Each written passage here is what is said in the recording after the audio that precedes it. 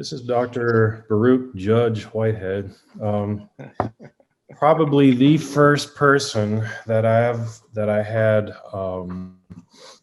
true in-depth interaction with at Marshall.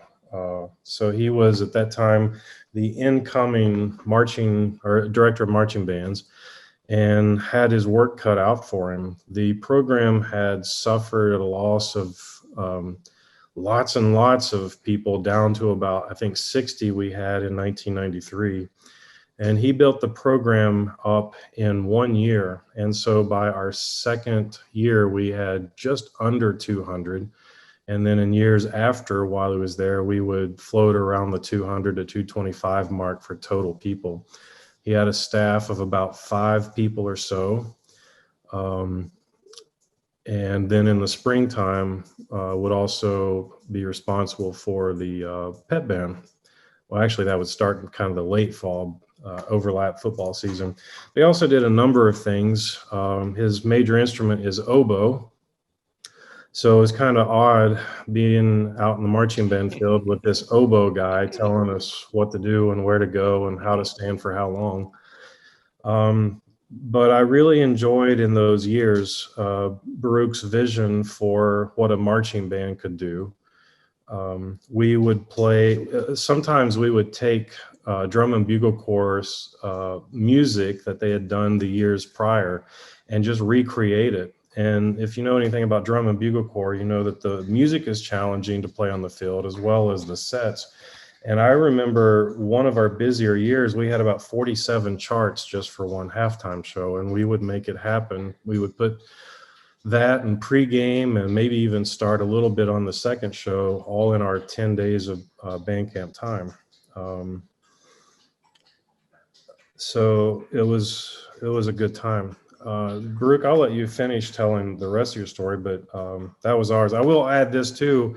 When I was going through college, Baruch and I also sang in a gospel a cappella group. And so we were spending about every single day together. And I considered him at the time, and to this day, a friend. I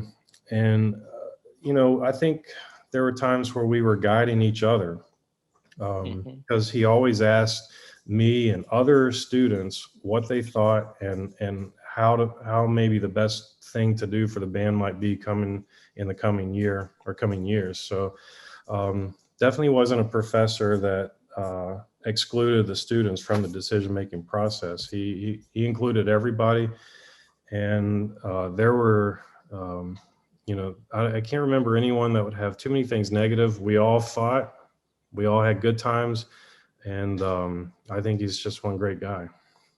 Oh, thank you. Welcome everybody. Thank you for joining in the session tonight. Thomas forgot to mention too, he was also my student assistant. So I left out the bad parts. So it was really nice. Very fond memories of that young man. So thank you. Looks like, well, let me just say this. Tonight I wanted to talk a little bit about community and how music affords us the opportunity to build community. And I just want to kind of get your take on that idea of community, and how have you found the community in the Austin Wind Band here?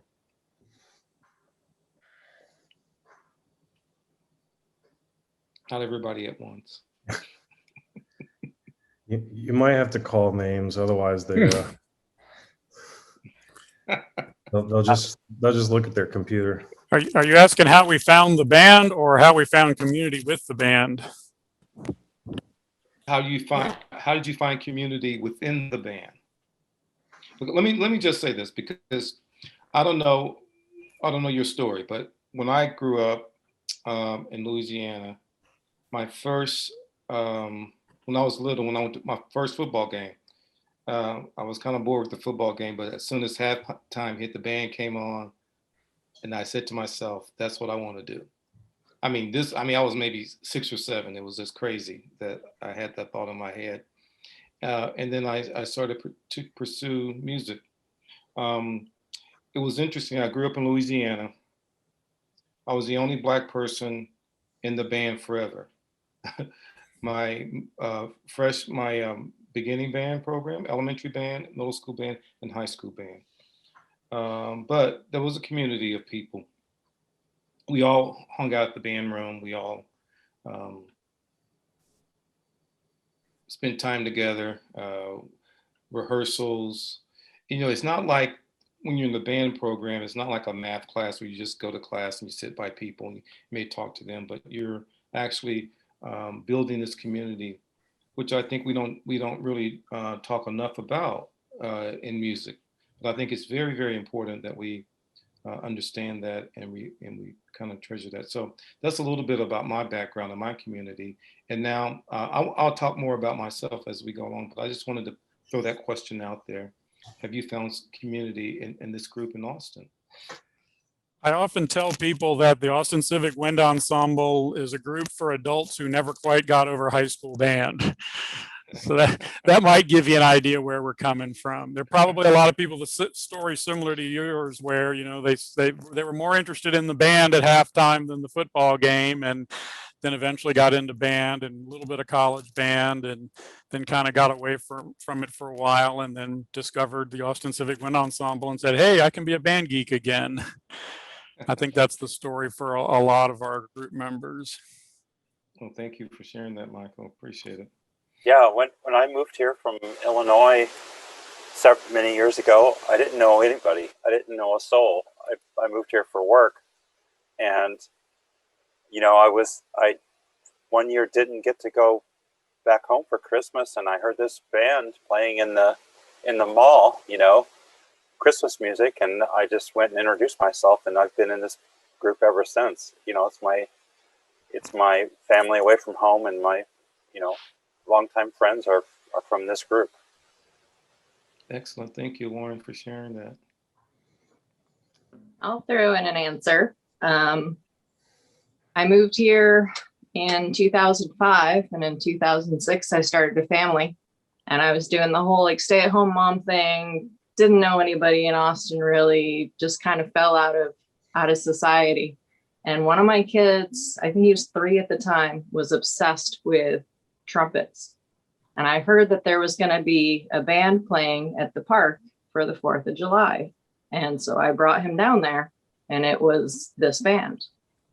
And that's when I joined, and I have had multiple rock groups and blues groups and stuff that have all sprung off from people that I met within the wind ensemble. And I host a music festival now, and I'm a professional musician, and it just exploded just because I went down to the park and met Robert, our conductor, and the rest of this group here. So, it's amazing the community you can find. Well, that's a beautiful story. Thank you, Kat, for sharing that. Anybody else want to chime in? One thing, I'll just chime in here. I was only part of this group for, I guess, about 8 months before COVID hit. I joined in August of 2019. And one of the things that I really like about it, I had been in another community band that plays in South Austin, and I had been in that band for about 5 years, and I moved north, so I couldn't commute to that one anymore, and so that's why I picked ACWE. But one of the things that's different about ACWE is that they really encourage, oh, sorry, I should turn my video on. They really encourage anybody to play. There's no audition required, and they are really welcoming to people that are at all levels. You can be just beginning. A lot of people may have put their horn away for 30 years and they decided to get it out one day, and after getting the valves to finally move, or the keys to move on their woodwind instrument, they'll show up, and it's extremely welcoming. There's just a very different dynamic about a band that has no audition that I really like. And in fact, I'm primarily a trumpet player, but I had taken up flute, and I joined the flute choir, which is a part of ACWE. We rehearsed right at that time. And again, I was just welcomed with open arms, even though I was very bad on flute. It's just a super encouraging environment, which I don't think you'll find very many places. You know, I think even most community bands will have some sort of audition and require you to be at a certain level before they'll let you in. And that's fine. You know, it helps the quality of the music overall, but I think it inhibits community to some degree. Thank you, Alan, for sharing that. So true. I think this idea of hospitality is so important in building community. And it seems like you guys have the right formula in terms of maybe some professional musicians I've heard, and some people who maybe dusted off their instruments and came to play with the group. So there's a place for everybody. So just kind of let that soak in, that everybody can contribute to this organization. So, and then, you know, the fact that COVID hit and then we all had to kind of stop that in terms of in-person rehearsals. I know that my group, we really struggled to try to keep things going. And I'm really hoping and praying that by the fall, we're able to get back together safely. So, but the number one thing that I keep telling people, this was unprecedented. It was a pandemic, a global pandemic. And well, just think about over 500,000 people in the United States passed away with that virus. So we really did not want to contribute to anyone getting sick, and heaven forbid someone losing their life. So I keep reminding people of that, but it's still very difficult. A lot of what I'm doing now in terms of the Dorothy Cotton Jubilee singers, a lot of my singers are older, mature people. So I had to be really, really careful in terms of when we stopped rehearsals. I think we were one of the first groups in our city to say, no, we're not going to meet in person for a while. So, but we managed to stay together, and I just wanted to share some things with you. But I think this idea of hospitality and building community is so important. And I think music really affords us an opportunity to do both. We could be hospitable, and we can build community and really help and support one another, even if we're not able to be face to face. So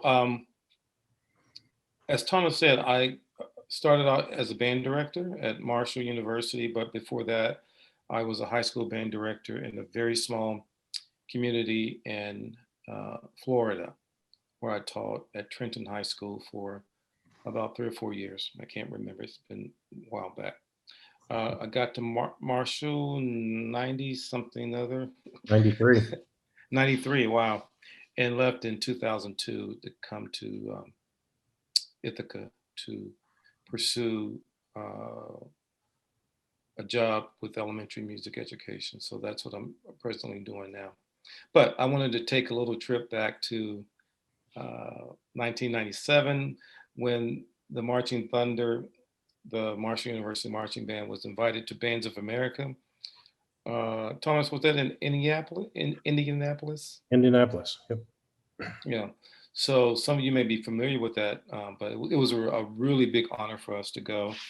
And I just wanted to play a little bit about the show that we put together. It was called Busting Out. It was about this gangster, and you'll see it. The band told a story, so it was really interesting. So Mike, if I could be co-host, I can share my screen. Yeah, you're set. Okay. You should be good. All right, let me.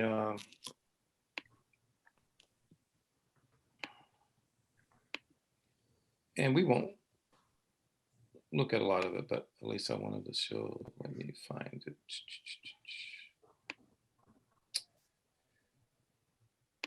All right, here we go.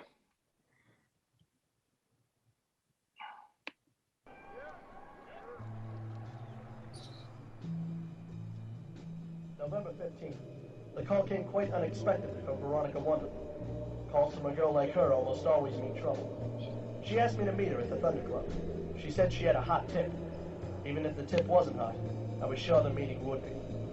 Hello, Detective. Miss Wonderly, I was beginning to think you weren't coming. It's kind of nasty out there tonight.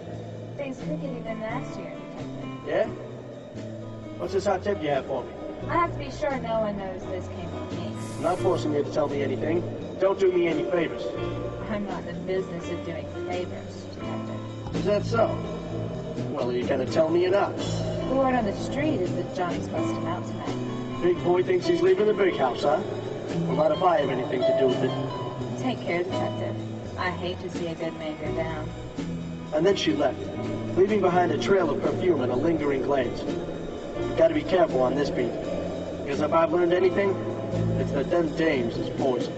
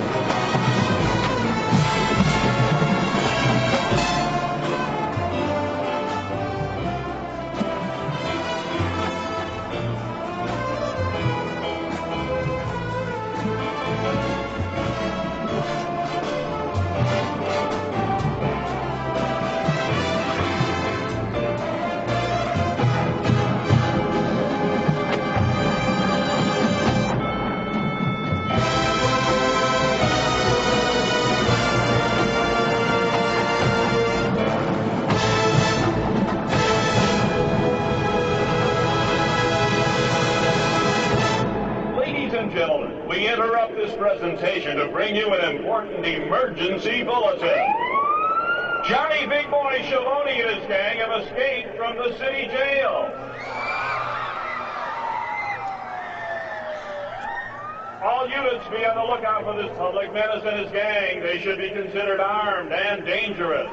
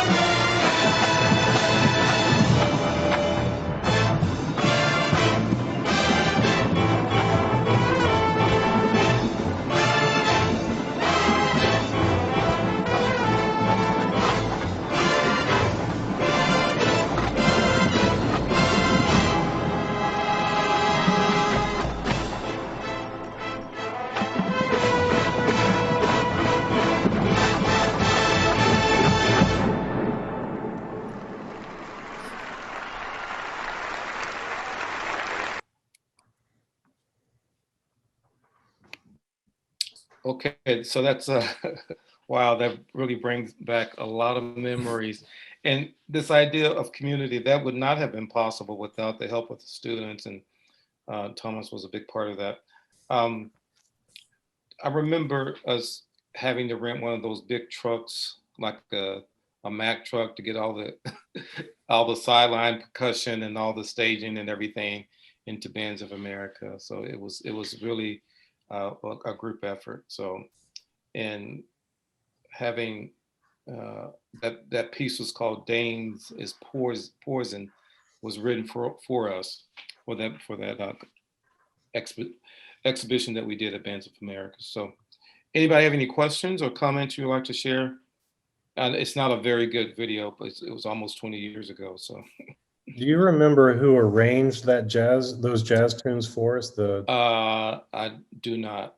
That'd be interesting to know who the arranger was, because after seeing that, I've watched it a few times, but we have talked about jazz. In fact, one of our people listening in here, Paul Klempner, he gave us a little bit of jazz in his presentation. um, and we're also talking about if we know any composers that could write stuff kind of along those lines for a community band. I'm sure there's lots of people that could write for community band. You should contact Jimmy Alder. Jimmy going to be next week? Yes, sir. He would know. I think he would probably know who wrote it. I think he had the music or did it sometimes. So, but one of those drum corps guys. I think the guy from Madison Scout, actually. But who knows what those guys are doing these days? Okay. Any other comments or questions? Warren says, "Wow," in the chat. Oh, thanks, Warren. It was a great show. We spent a lot of work with that. It was interesting. One of the things that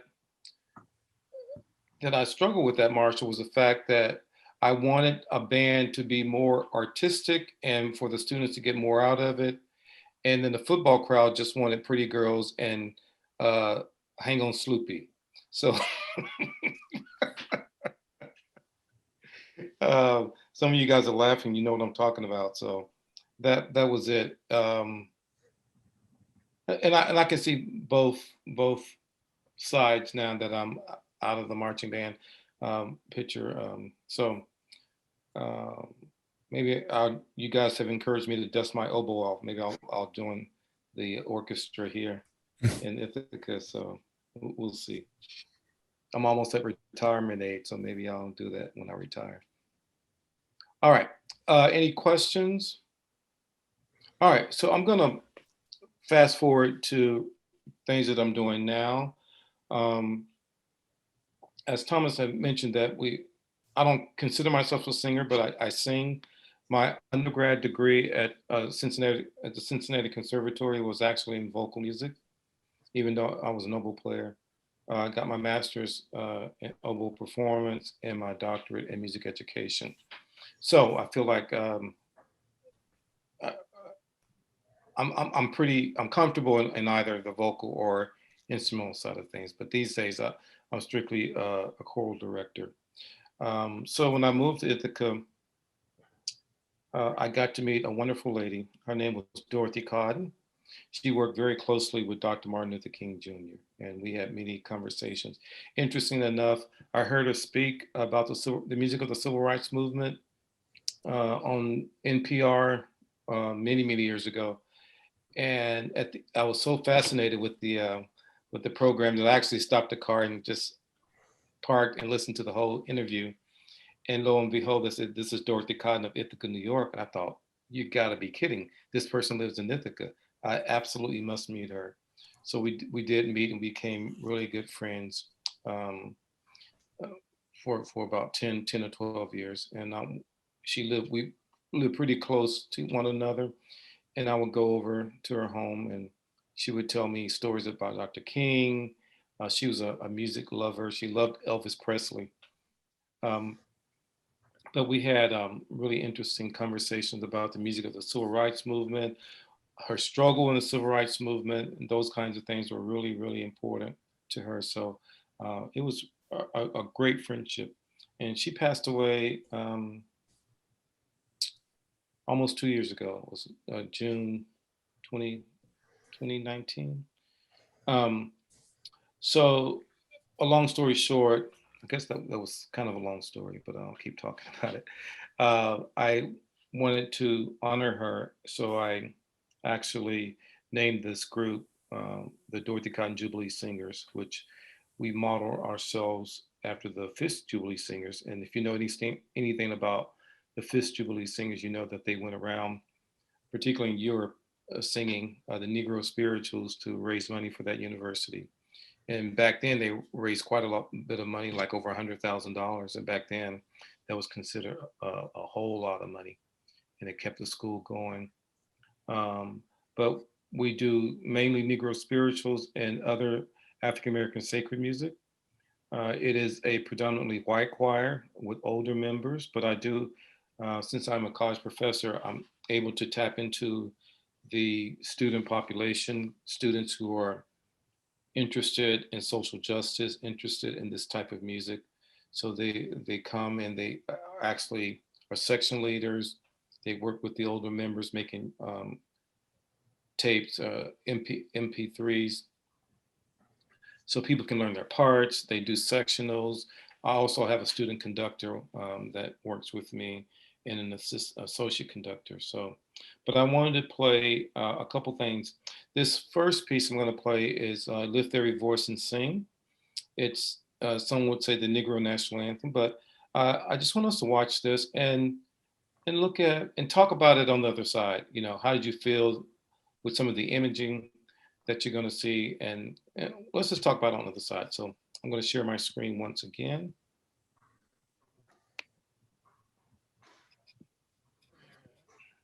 I think the video is okay.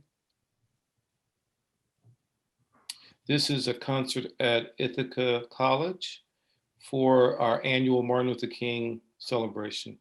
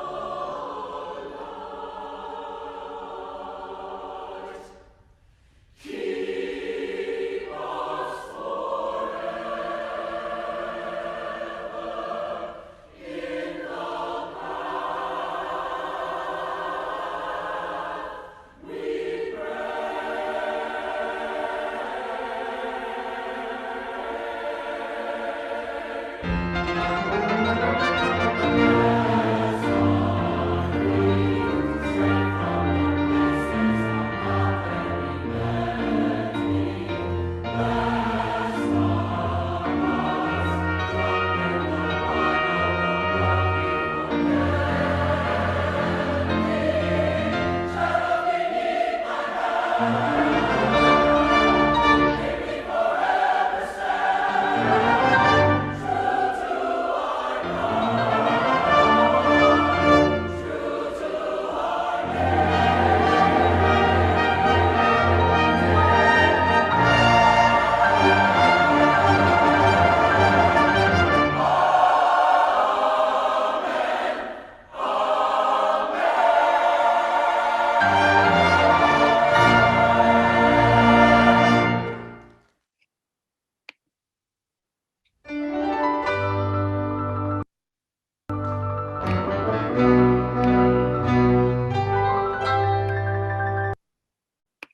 sorry, there we go.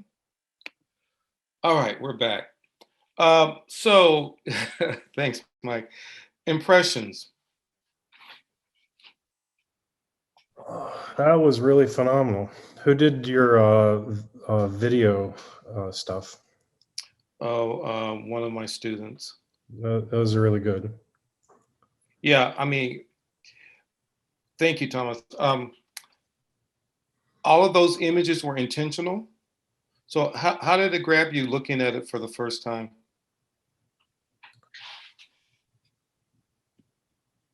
Somebody else. Don't be shy. We're among friends. I thought it was a really well put together slideshow, and I'm glad that I was able to recognize everybody in all the images. There's been enough, enough media and enough representation and enough discussion. We know who all the figureheads of the civil rights era and the African American community now, whoever it is. I was a little surprised by the lack of diversity in the choir itself. Do you find that that's pretty representative of the population of Ithaca now, or? Yes. Yeah. We probably have, like I said, majority white students, but we do have a number of African American students. It's hard to see in that Right. But also we have Asian Americans, trans people, gay people, straight people. So we do have an audition just because people need to be able to at least match pitch. It's not a hard audition, but there needs to be some, because we move so quickly, it'll be very difficult if a person is struggling with matching pitch. If someone comes to the group and they can't pass the audition, what we do, we actually set them up with a voice teacher and work with them. So at some point they can come in and join. So I just hate to turn anybody away. The group, we actually sang at the Kennedy Center a couple of years ago. We were invited to sing at the King Center before COVID hit. We were doing a tour in Atlanta area, and actually went back to Dorothy Cotton's hometown for a big memorial concert last summer in Goldsboro, North Carolina. And Reverend Barbara, I'm not sure if you guys know who he is, a great leader of the civil rights movement of today, William Barber out of North Carolina. He did Moral Mondays, I should say, trying to really protect voters' rights in North Carolina. And he's really big in the Poor People's Campaign and building bridges that way. So, but most of the people who come to the choir are people who are interested in social justice. And we never fight about repertoire because it's all African American based, either Negro spirituals or African American gospel music. So, but like I said, it was nice to be able to pull in some of my college students who are the instrumentalists there. And whenever they play on these concerts, they come back and tell me that they learned so much, because a lot of this stuff is just not being taught and students are not exposed to it. So some of the images, some people had said that, they were disturbing, and I asked them why they felt disturbed by them. And they said it just made them feel uncomfortable. Somebody was chiming in.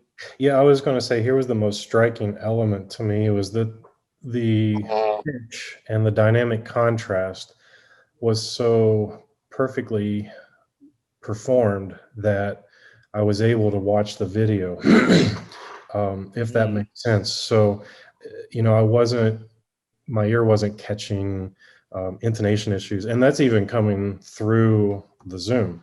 So I imagine that in person it was even better, the audio quality. But what I just heard was great. So it seemed so perfect that that my attention went straight towards the visual. So that was my first question about that. So that's a testament to the musicianship of the ensembles. Thank you. Yeah. You know, and I don't, get political, but to me, it was ancestral in terms of being a Black man in a mostly white professional world of white musicians, white conductors. Never saw anybody who looked like me on the podium. So my journey has certainly opened my eyes to some possibilities. And I often tell myself and I tell my students, you can't beat what you can't see. So it was really important for me I remember growing up in Louisiana, my oboe teacher, the guy he was great. He was so nice to me. One day he said, "I want you to come and hear the symphony play," and in Shreveport. I said, "Okay." So I took the bus to get over to the symphony hall. He said, "Come meet me at the entrance for the musicians to go into." I said, "Okay." He brought me in. He said, "Okay, I'll go up to the audience and just hear the concert, and we'll check in after the concert." So it was great. It was a great concert, and I remember so vividly that there was a Black cello player playing in the orchestra, and I thought, "Wow, somebody who looked like me." And I thought to myself, if that person could do it, I could do it. So I actually became a professional oboist. Thomas may remember when I played. I was, guess, one of the founding members of the Huntington Chamber Orchestra. Played principal oboe for them for many years. Played the Jacksonville Symphony and some other places. I don't play anymore, but it was important for me to see African Americans who were in that that field of classical music, which, to be honest with you guys, I felt like a lot of African American musicians did not find a welcoming community. And we had to work really hard to be a part of that. So this music to me really represents something that I'm trying to preserve, this idea of the Negro spirituals, which nowadays they're just going by the wayside. And my grandmother would sing these songs, and I often asked her, I said, why do you sing these songs? I mean, who wants to hear these songs about that the enslaved people song? She goes, because it gives me strength. and I thought, wow. And at the time, I didn't really understand what she meant, but now as I look back on it, it really made her able to get through the day, if you will, because she would tell me when she had to pick cotton and how people would call her names and things of that sort. To the day she died, she would never ride the bus because she said, we always have to sit in the back of the bus. And I said, no, you can sit where you want on the bus. That those days are over. But in her mind, those days were still current. So it was really interesting for that. Any other questions or comments? All right. So moving on, there's one more thing I want to share with you guys. This is a huge collaboration. The Dorothy Cotton Jubilee Singers and the local high school choir. We got together and we had discussions about who Dorothy Cotton was, Dr. King, the Civil Rights Movement. It was interesting because one of the songs that I wanted them to sing with us was called Good Trouble. And it was basically talking about using pronouns like our and my. And some of the white students complained, I shouldn't say complained, but they were concerned that they didn't want to sing the song because they said that it was not their story to tell. So we had many conversations about who can sing whose music and those kinds of things. So I even brought the composer in and we talked about it. We had some really deep conversations about who has the right to sing other people's music. It was interesting because I asked him, I said, well, if you sing a German song, you're not saying because I'm not German, I can't sing this song. Or if you're singing a French song, I'm not French, so you can't sing that song. But there was something about African-American music that made them uncomfortable. And I think because of all the things that had happened this past summer with George Floyd and people coming out and protesting all over the world, Black Lives Matter movement, where people are just really super engaged and super woke these days, so that the students didn't want to do anything that they felt like they would be called out or canceled if they participated in a song like that. So it's a real challenge. And to tell you the truth, we did not come to a resolution. But this song, Glory, we were able to put together with the high school choir, orchestra, musicians from the college, solo singer from the Jubilee Singers. So I'll let you guys watch this and then we'll come back and talk about it on the other side.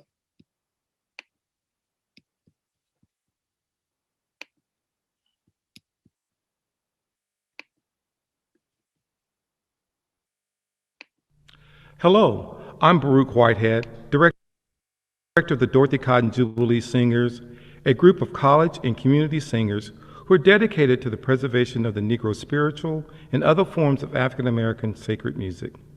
The group's namesake is Dorothy Cotton, who was a civil rights icon and worked closely with Dr. Martin Luther King Jr. during the civil rights era. We are pleased to collaborate with the Ithaca High School Choir under the direction of Ms. Kristen Zarinsky. The song Glory, written by John Legend and Common, is from the movie Selma. The song is a musical description of the struggle for social justice from the past to the present.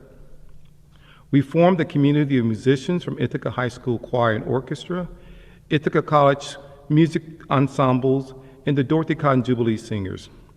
We raise our collective voices in solidarity for human rights and justice for all people. A special thank you to the Ithaca City School District Fine and Performing Arts Director, Ms. Daphne Shululu, for her vision and leadership. We hope that you enjoy the presentation. Thank you.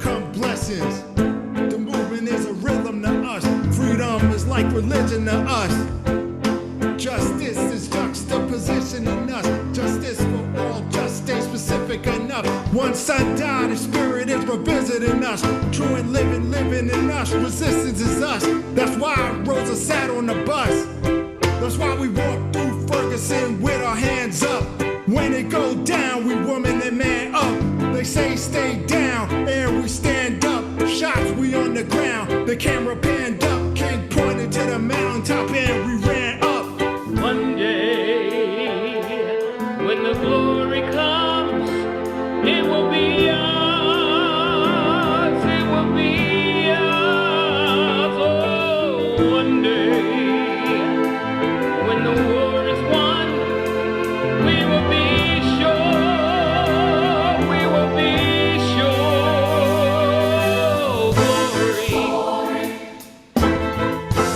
Glory, glory, glory. Now the war is not over, victory isn't won, and we'll fight on to the finish. Then when it's all done, we'll cry glory, oh glory, oh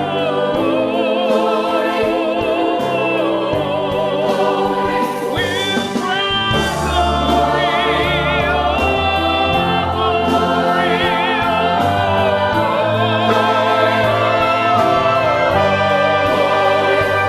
Summer is now for every man, woman, and child. Even Jesus got his crown in front of a crowd. They march with the torch, we gon' run with it now. Never look back, we done gone hundreds of miles. From dark roads, heroes, to become a hero.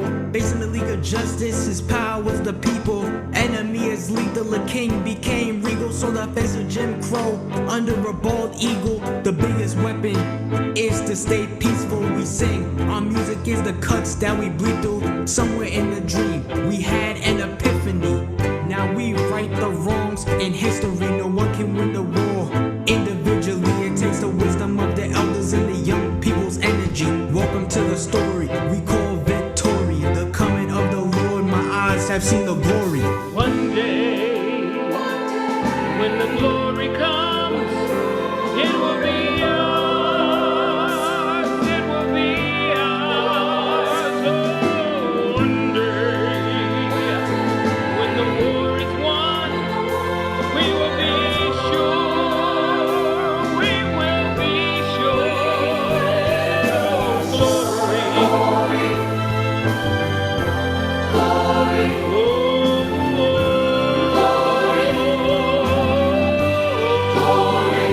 we'll cry glory,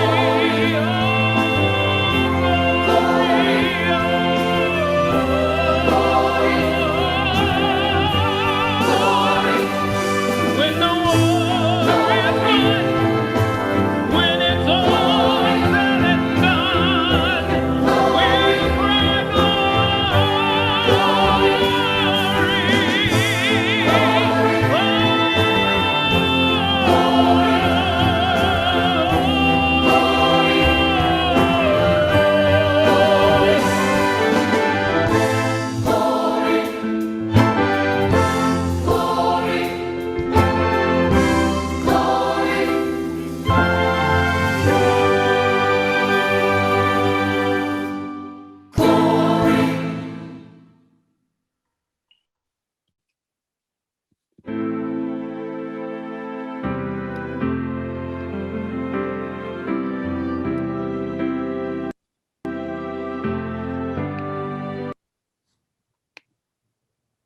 All right, I get teared up every time I see that that was powerful, even if I do say so. Comments, questions?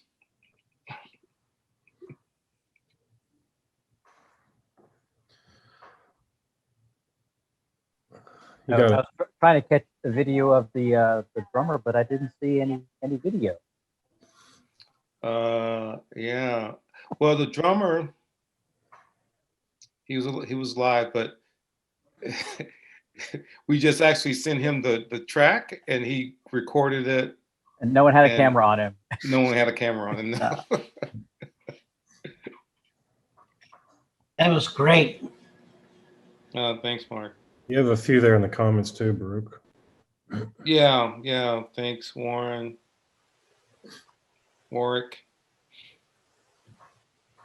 So my question with that, we'll move past, it was pretty awesome, to what were the logistics like in that, what program or software did you use to get everyone lined up in time?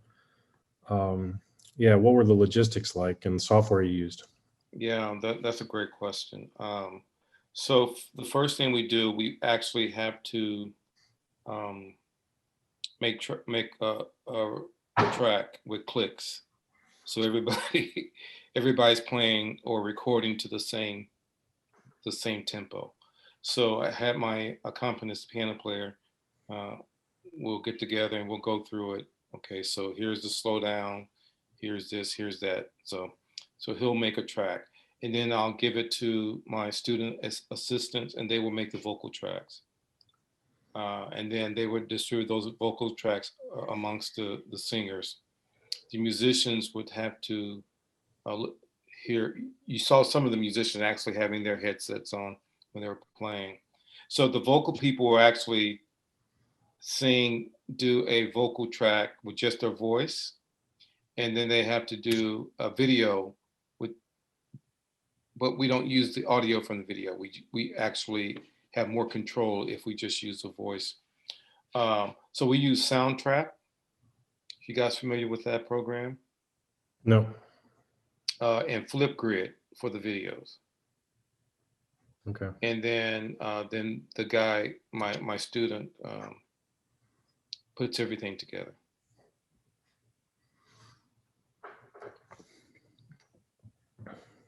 Did you have to have any redos? Were there some that just did not line up when they came in for the compilation? Well, in Soundtraps, you can actually see all the wave files. So you can actually make things line up. We're going to have a spring concert, and I'll make sure that Thomas gets the link that you guys can tune into. So it's interesting. I actually have a gospel singer in Mississippi who's really a great singer. So she took her church band, and they're doing this big gospel accompanying with us, for us, I should say. So we're going to pull all that together. But it takes a lot of time to do a glory. You're probably looking at about 80 hours of mixing and putting things together. So it's involved. And we had over 100 people, so that even complicates things a little bit more. I was going to ask, it's hard enough to get people to begin and end their notes together when they're together. It was really amazing how clean it was. With all the different voices and strings especially, is really interpretation of those kind of phrasings and articulations is difficult together. And that's really challenging because you don't. I made a conducting video, but it's not like having a live in-person rehearsals where I can really do other things with the music. But luckily that song, all the chorus has to say was glory. So that we can line that up pretty great. But the instrumentalists really had to. We had some of the music string professors playing on that piece, high school students, college students. So, and then the instrumentalists. So it was really a group effort. Here again, this idea of community. And the rappers were a father and son team. The father is a medical doctor at Cornell, and his son is high school sophomore in high school. So we were able to get them to record. I was in a meeting with him. I can't remember what it was for, but he mentioned that he was a rapper or he was interested in rap. So I reached out to him and said, listen, we're doing this project with the high school. Would you guys be interested in doing it? So I was really happy that they were able to do it. And they filmed it on top of a garage here. And it was in February, so everything was really cold here. Oh yeah, no, we're supposed to be getting a snowstorm tomorrow. It was like 65 degrees a day, and it's going to be like 31 tomorrow. Go figure. Do you conduct, for rehearsal's sake, the instrumentalist and the choir? Do they meet together, or are those two separate entities that come together? two separate entities that come together. So normally when the choir, we rehearse just like you guys, for a couple hours once a week. And then prior to the concert, I'll get the instrumentals together. Like sometimes, depending on what we do, like right now we're trying to commission a piece in honor of John Lewis for orchestra, soloist, and chorus. So my good friend in DC is actually writing the piece. So something like that we'll put a lot of time and effort into. Nice. Can I say something? Sure. My wife doesn't always come to these master classes. In fact, she never comes. But I wanted her to hear this because I knew she would really like it. And so she wrote down some stuff, and she's probably going to kill me for saying that. But I wanted to read it because it kind of ties with what your original theme was. She says that visually, the color in each of the squares was very powerful, and with all the different faces. The soloist is grounding it all together and moves us through the spiritual, while the rappers who brought us forward in time punctuated the young voice. So together, it brings community together through emotion. Wow. Yes, yes. And it's interesting that music is very emotional. And you think about what our country is going through at present, and how this music is speaking to those societal problems, if you will, and how music can bring us together. That's why I love it. I think it's something that builds community. Yeah. Thanks for sharing that with us. Well, thank you. Thank you for your comments, and your wife's comments. They were very beautiful. Yeah, I've done a little of that sort of thing with like 4 people and not 100, of doing things over the internet, putting a song together. And I'll tell you, it is a lot of work, it is a whole lot of work. And I know that the few times that I did it, we never managed to sound like more than anything other than 4 people individually recording things and then having it. I mean, it was pretty obvious how it was put together. And what I loved about that piece was, I mean, I forgot all about that. I mean, I was just marveling at it. The technical aspects did not come to the fore. I wasn't thinking about how difficult it was to do that. The result was, it was just amazing. It was a very emotional piece. And yeah.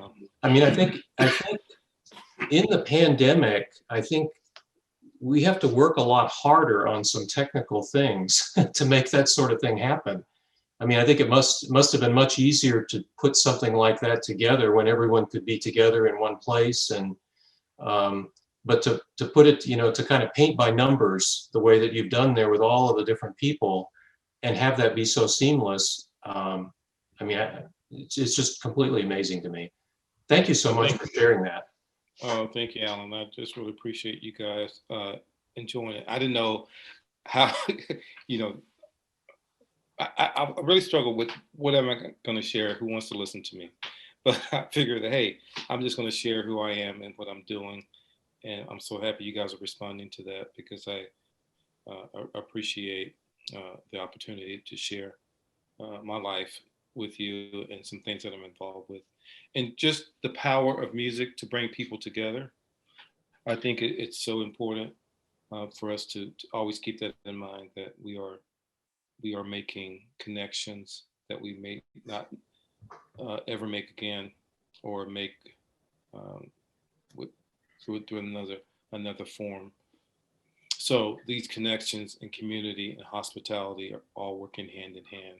And it's something like when you have a great concert, you feel good about it. Everyone feels really good about it. Or if you bomb it, you can kind of laugh about it or cry about it. Who knows?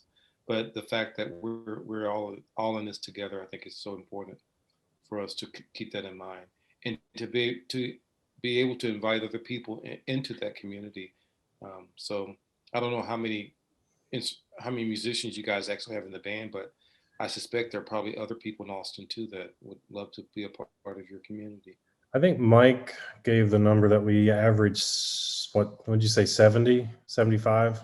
65 to 70, I think, is fairly typical, and we've peaked in the mid to upper 70s, I think. Wow, that's great. That's great. And we've been as low as about 35 at times. Very wide age group, very wide level of music life experience, and some who may have only played in high school are some of the best players that we have, and we have a handful that played professionally on some level. So it's just very wide age, wide ability, wide experience. Do you guys have any family members that play with the group? No, I don't. Kate was talking about her son playing trumpet or interested in trumpet playing. Yeah, the harp player who plays flute brings her daughters to also play harp. There's a couple of couples in the group as well. Wonderful. Yeah, definitely that. And one of our percussionists, her two daughters have come and gone from the group. So we've definitely had a little bit of family here and there with the group. Yeah, that's great. I often tell people that, Americans, we're typically consumers of music and not music makers. I remember when I was in Europe, particularly in Austria, people tend to make music in their homes because there was no public music teachers in the public school system. So, it's interesting in this country. So I'm glad that people are keeping music alive. Well, it's a little bit past my bedtime here. So New York, is that an hour and 15 minutes ahead of us? So are there any parting questions you would like to ask or comments? I really enjoyed meeting you wonderful people, and your comments. You really encouraged me tonight, so thank you. And thank Thomas for inviting me and thinking about it. Thank you. We hope you get your oboe out again. Oh, I'll have to start making reeds again. That's one of the great arts of the Woodland family, right? Yeah. So I'm sure that at some point I'll do it. Dr. Whitehead, I had a question for you. Sure. I might have gotten this wrong, but actually my son-in-law was one of Gordon Stout's students at Ithaca in the mid-2000s. And I mentioned that you were going to be speaking tonight, and he said he had actually played timpani in a couple of the groups that you put together in, I guess, I bet 10 years ago or so. Yeah, about the gospel. I started a gospel music festival. We had the orchestra accompanying the gospel singers, high school students from all over the place. So I suspect that he was one of the timpani player for that. What's his name? Andrew Sickmeyer. Yep. And one of the things he mentioned, that's actually an aside, but one of the things he mentioned, and I might have gotten the story wrong, but I thought that he said that you had taught a drumming class at Ithaca, an African drumming class. Is that right? Yes. I still do that. Okay, and he indicated it was a very popular class, and he said he thought that even it was open maybe to non-music majors. Yeah, it is.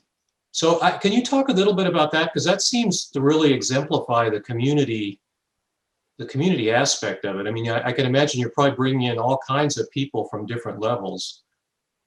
So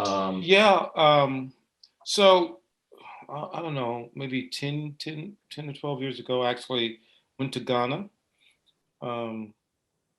Another one of my passions. Went to Ghana and studied African drumming and dance, and came back to Ithaca and say, I wanted to start an African drumming and dance ensemble. And I did. It was interesting. When I was in Africa, I had all my Western music background, so I was asking the Africans where's one? Where's one? And they look at me like, what do you mean, where's one? We just play. So it was really interesting. It took me like 3 years of going there to really figure out what was going on. And then it finally dawned on me that if I understood how the patterns work with the bell, then I can make it work. So, but one of the nice things about it, being at a college, I was able to bring my teacher from Ghana to Ithaca, and so for the students to get authentic teaching. So there are probably 6 or 7 dances and drumming patterns that I know that I can teach, but I always want to connect students with the real McCoy, if you will, African drumming. So we drum teachers. So for many years, I would bring my teacher from Ghana, and he would stay with me for 6 or 7 months and teach at the college, and it was really nice. So yes, that group. When COVID hit, we decided that we wouldn't have it for the spring or the fall, just because I didn't know how to do it and keep people safe, and it really doesn't work over Zoom. I mean, it'll start up again in the fall.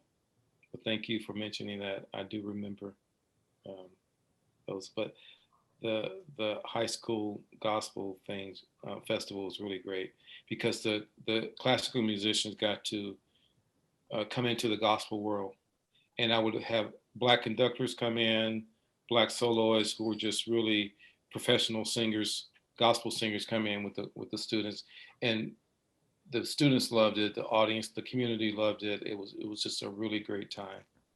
So I was really happy with that. So trying to expand the tent. That's what we're trying to do there. Could you get into what kind of challenges classical singers might deal with when they're trying to do spirituals? Well, the spirituals, I think that the same type of classical training, if you will, helps with the spirituals, because it's pretty much that kind of Eurocentric tone productions and things. Yeah. Now, I'm just thinking along the lines of, there's so much that's unwritten in the way those things are performed, and classical musicians are so typically, what's written on the page. How do they approach trying to do some of that stylistic unwritten stuff? Well, I think number one, you have to study with somebody who is an expert at it. I mean, somebody who knows how to do it. Yep. So, but just think about our training. When I was an oboe player, I sat with an oboist, and I had to do the scales, I had to do the reed making, I had to pay my dues. I mean, one of the things that it's interesting, like you can't go to, like for a singer, I can have never sung before and go to the high school and get in the choir, because, I mean, I have this instrument, right? If I can use it, but I can't start in high school and play the violin and be in the orchestra. I mean, it's just not possible, right? Or I can't start the oboe in high school and be in the wind ensemble. No, it's not possible. So those kinds of things, I think, having people who know how know that style of music, number one, and you just have to learn it. You have to be able to put the time in as you're studying percussion or French horn or trumpet or anything else, and you can learn it. It was interesting when I was in Prague, of all the things that the Czech people could could do with music, they loved the Negro spirituals. And they had, one night they had all the Czech local people do a spiritual concert. And I was just blown away. I have never heard white people sing those spirituals like that outside of my group, but but it was really amazing. And if I had not seen it with my own eyes, I would have never believed it. And I asked them, I said, how did you guys learn to sing like this? And they said, oh, we just listen and imitate. Yeah, I think having the sound in your head for any type of music is so important. Just knowing what you want the sound to sound like before it comes out of your mouth or out of your instrument. Mm-hmm. Mm-hmm. I played tuba. My teacher was really big on that. He was like, you know, you should know in your head what the sound needs to sound like. Right. And I So didn't one of- understand it very well at the time. I understand it a lot better now. Yeah. So one of the things that we're struggling with is this idea of how do we open up the tent, because, you know, most music schools in America have adopted the Western European paradigm. And, you know, there's nothing wrong with that in per se, but, you know, I think there needs to be a reckoning of what we're doing and how can we expand the tent to include other music, and not as a footnote, but something that's valuable, something that we put resources into and hire professionals to come in and teach. So I think a lot of schools are really struggling with that idea of abandoning the institutional racism that has been inherent in classical music for so many years.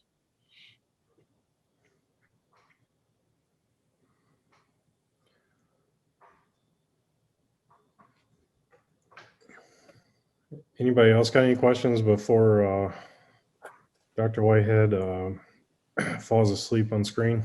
I'm fine. I found your last comment very interesting. I was following a YouTuber that Adam Neely that went to Berkeley, and he had a whole series on what you're just saying, the white supremacy in music theory. And what I got out of that was, at first, do I want to be offended or do I want to learn something from it? And what I learned from it was that oh my God, we've missed out on so much of a rich background of music, different aspects of music that we've been deprived of.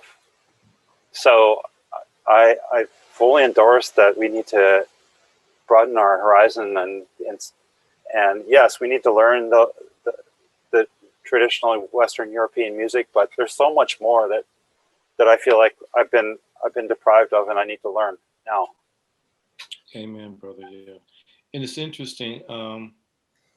And we're actually going to be voting on whether we want to start an anti-racist committee in the School of Music tomorrow. So,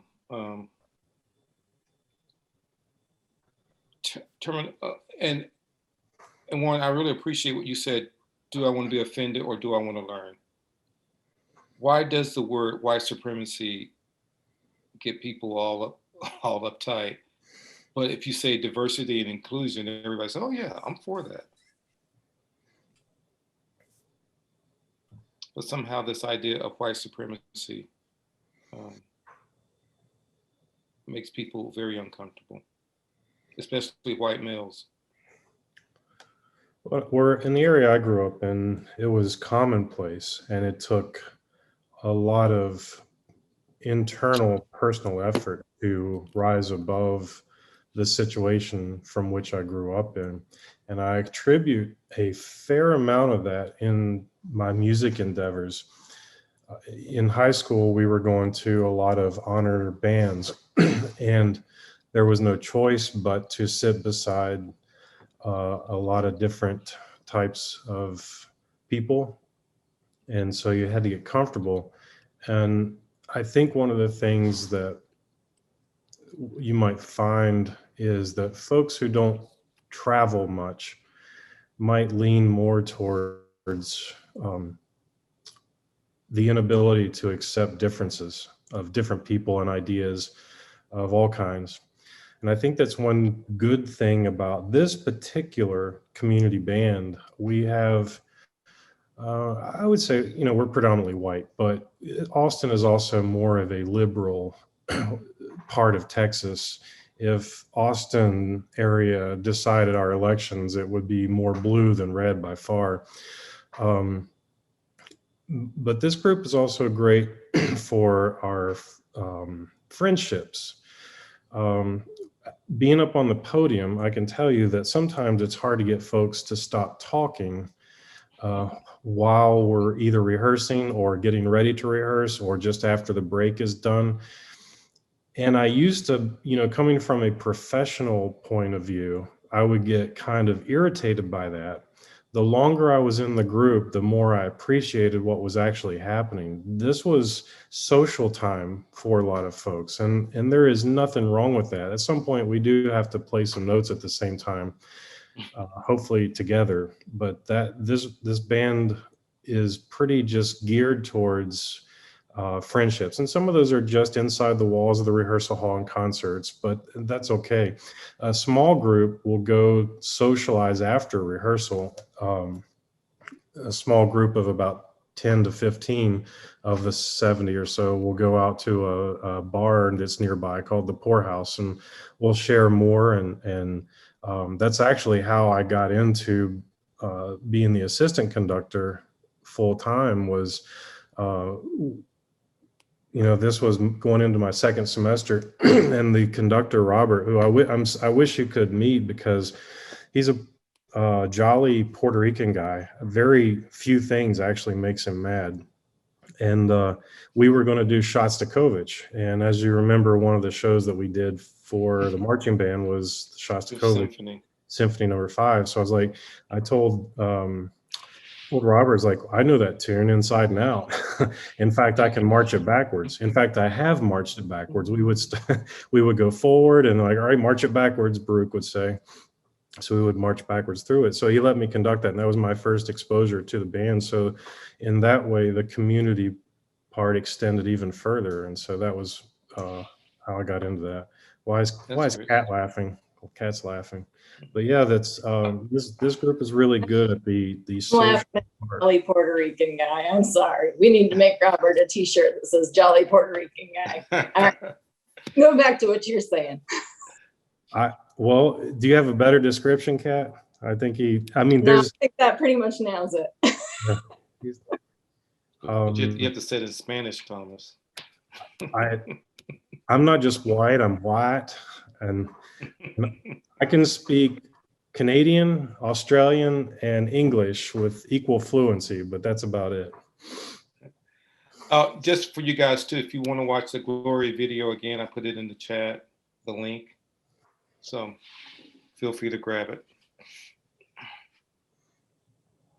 We also do, all of our concerts are just as much for ourselves as they are anyone that wants to attend. So we perform in a small variety of places, often church halls are our venues. Sometimes I think we use a high school public performing auditorium.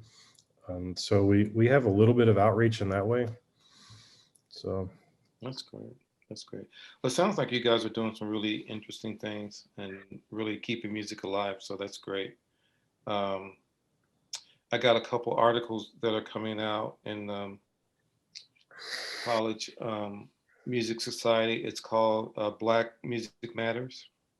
It's going to be, I think, out in a couple weeks. So you should, Thomas, I'll send an article to you, and you can maybe distribute it to your group. It'll be nice to, and please email me with some thoughts. Sure.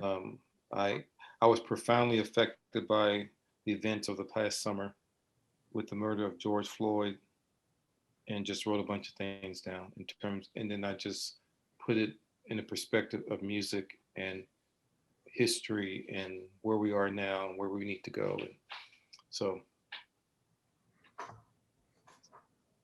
interesting. So do you guys plan on do you anticipate being able to rehearse in person in the fall? I think the last the board had talked about was if,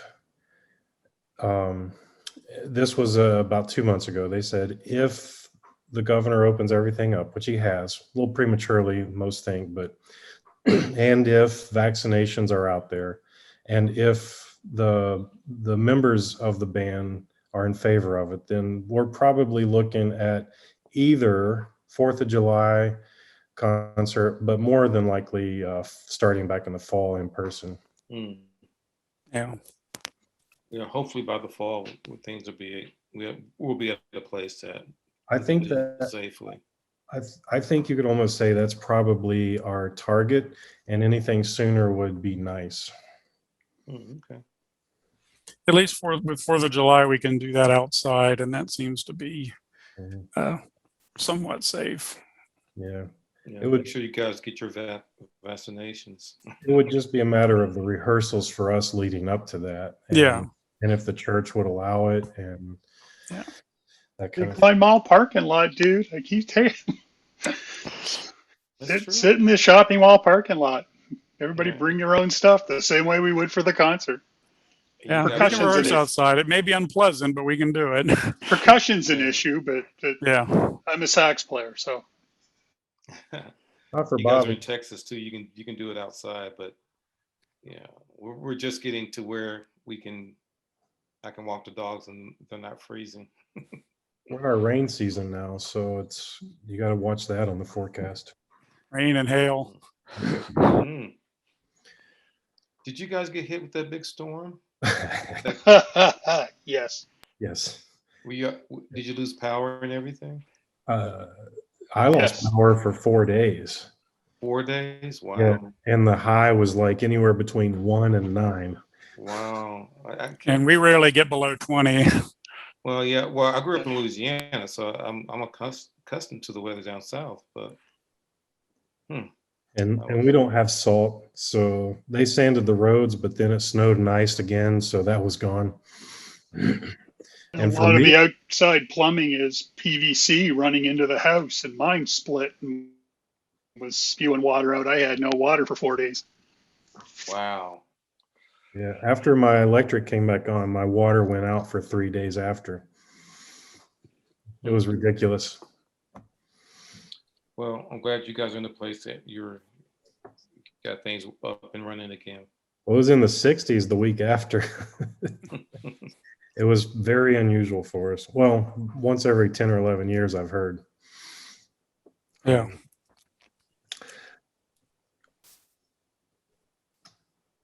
So, well, if no one else has anything else they want to add or comment, does anyone else have anything they want to add or comment?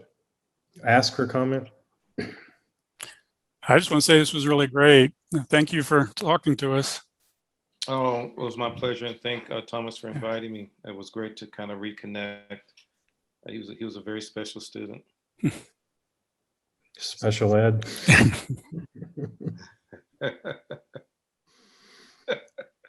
These people, Baruch, these people know me, so you can say all that you like, but they know better.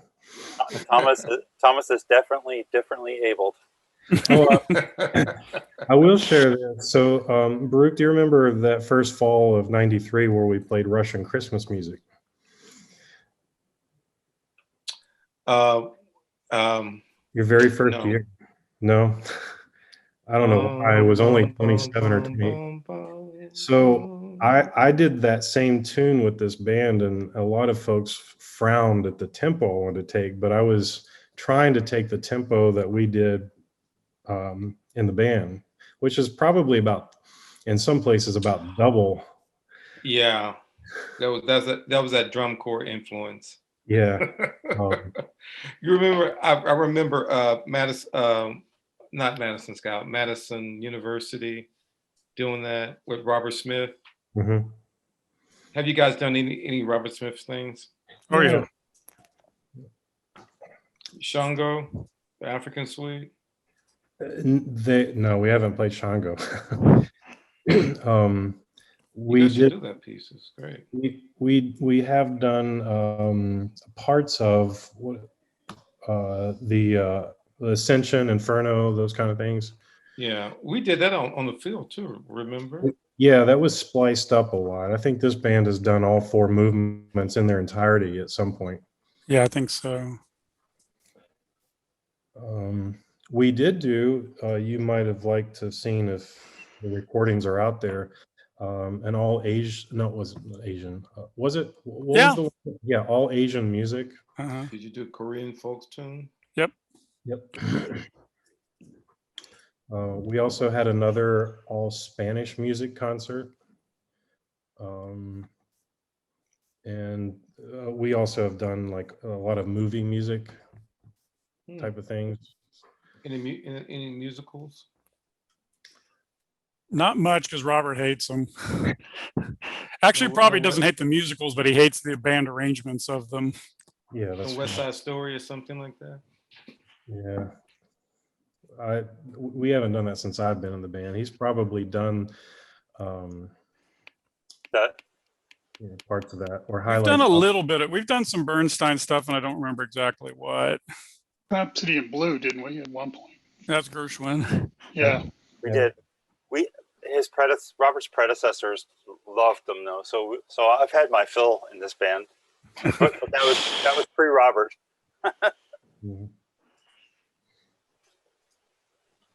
Got some interesting things happening. That's great. Yeah. Our director, he usually plans out several years ahead, and might refine them as he goes a little bit. But he tries to theme the music in some way, pull it together, and even if the audience doesn't know, the band does. And he usually conveys that with his the oral presentation at the concerts, whatever he speaks about the pieces or before we start. A lot of our, go ahead. How is your audience? You get people to come out? It varies. Sometimes we're playing only for the families of the band, and sometimes we have a fair amount for a community band. To be honest, our numbers for audience is never what I would hope, but sometimes I think that's our venue. Now, when we do patriotic and Christmas stuff, we usually will pack the house. Everyone wants to come hear Christmas music. Yeah. We do a lot of standard type things. We do off-wall Christmas stuff too. There's what's the one in minor? Minor alterations. Yeah, there's a few variations of that, minor alterations. So it's all the Christmas tunes in minor keys, odd meters. That one's really fun, actually. Yeah. Something like CP box stuff. Sheckley, what's his name? PDQ box, yeah. PDQ box, yeah. So Robert will tend to shy away from that only because his philosophy, and we've talked at length about some PDQ, is you have to do it. The musicians who record that, they are really good. And you have to have this music really well prepared and do it deadpan to make it funny. Yeah. And so he's always afraid of doing those kind of things. But I want to say we did do a few years back one PDQ Bach piece. Yeah, the Grand Serenade for an Awful Lot of Winds and Percussion. Yeah, we did do one, and I think it went over pretty well. It had some comic points in it. Well, one of the things that we found out when we did our virtual concert, our audience grew exponentially. Like 1,500 people watched the concert virtually, and we raised over $15,000. I mean, we've never done that. It'd be really nice moving forward if we were able to live broadcast our. Yeah, we're even thinking, even post-COVID, that we want to keep these live, like broadcast to concerts, because there were a lot of people, families overseas or out of the country. But that we felt like, wow, we were really struggling to try to figure out how we're going to pay the bills. And then lo and behold, that concert really generated a lot of funds. So we were really pleased with that. Yeah, that's a good thought for us. I think because we have some folks maybe on the elderly side that would like to attend. We do go to one retirement community, usually spring, fourth. Well, I guess all of them, don't we? We'll do one concert there. They absolutely love us. But I think if we would live broadcast, we might get more of those type of folks too. All right, my friends. Thank you so much. Thank you, sir. Thank you, guys. Thank you. Talk more soon. I'm gonna try to tune in next week so I can hear Jimmy. Oh, good. So yeah, he was another good student. So while we're wrapping up, I'm going to put up our poll for people. So we've been getting good responses. So I assume we'll get a bunch more good responses. Okay, and I'll sign off so you guys can do this in private. Oh, you're good. Yeah. But have a good night, Baruch. Thank you so All much. right, thank you. Thank you so much. We really And appreciate Thomas, it. let's keep in touch. Sure, absolutely. All right, thank you. Take care. Bye-bye. All right. Well, I had no idea what he was going to present because he didn't tell me until about 5 minutes before, but I think it was very worth tuning into. Yeah. That was great. I was actually really looking forward to this one. He had such interesting background. Yeah, we just need to get everybody else in the band to come. Yeah. 2 more. Do we know what the topic is next week? Maybe we'll do a boost on that. Jimmy sent it to me today. Let me get the message up. I was going to send it out this morning when I got it and forgot. Jim says, and I'll send this in an email too. Member ownership and evolving trends in the band world. Ooh, that could be interesting. Yeah. And again, he teaches actively at Greenbrier East High School, and so he's probably up on some of those, at least at that level, trends for the music world. Awesome. Yep. Okay, send us an email and we'll start to boost it. Yeah, I'll do that as soon as we're done here. Cool. And this is Jessica here. I'm the one who contacted Chastine Hoffmeister because I know her from college, and we talked a little bit early on about what she's going to be planning to present on.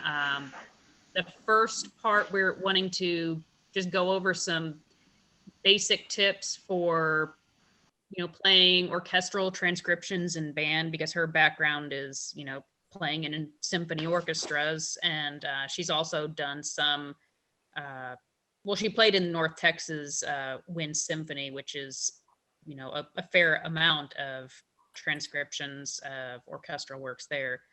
So that will be probably the first half, just topics related to that, and then the second part is going to be because she's pretty passionate about this, care of reeds, reed selection, reed modification, the benefits and disadvantages of the plastic reeds that have been popular with some people for a while, and when they work and when they don't.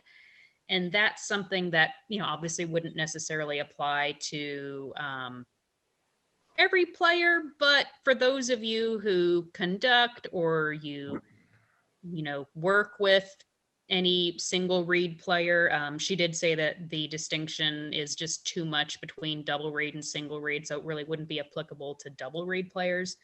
But there should be some good information for anyone who just maybe even wants to, bother us single reed players when it sounds like we maybe need to change our reed or go up a strength or go down a strength. Well, like, what does it mean when you play a 3 or a 3.5? How can you tell by listening to somebody if they're playing on a reed that's too hard or too soft? Because a lot of players coming back from high school band may not have learned that stuff. Yeah, I have a ton of questions already on that, because on the podium, you hear things, and I'm a brass player, and as Bobby knows, a well-refined percussionist. And so when it comes to the reed instruments, I have worked my way through the woodwind pedagogy class, even with a few hours on a master's I worked on, but it is beyond my knowledge scope completely. So yeah, that'd be good to know. And I bet a lot of players would like to hear, what to do playing inside versus outside with that reed. Yeah, there's even from her conversation with me, there was a lot more than what I had ever been told or figured out on my own. And like, apparently if you're swapping, like if you're say doubling on, say, your soprano clarinet, and then you're playing alto, if that alto is sitting there through most of the concert, not warm, the reed's not getting wet, that might be a good time when you want to consider getting a plastic reed because it doesn't dry out. Right. But their tonal quality isn't the greatest from her experience with them. So it's not, there may be some people's feelings one way or the other about this, but it's, generally your plastic reeds are better for short-term playing when you're not going to have the opportunity to really keep the reed warm and wet. Yep. But yeah, I'm looking forward to what she'll have to say with that. Yeah. Somebody blast out to, I guess, in the Facebook group that the woodwind players might want to attend that one particularly. Yeah. Mm-hmm. Okay. Let's see. Clarinet representation. Yep. Let's see. I still don't have. I did get Baruch's regular mailing address. I still don't have Jim's. So I'll squeeze it out of him next week when he's here, I guess. Ready. Thanks, Thomas, for everything. Yeah. Yeah, it was not a lot of work. It was fun to do. This was cool. I like getting the credit for not doing much. That's the only way. Yep. All right. Have a good night, everyone. See you next week. Yep. Good night. Good night.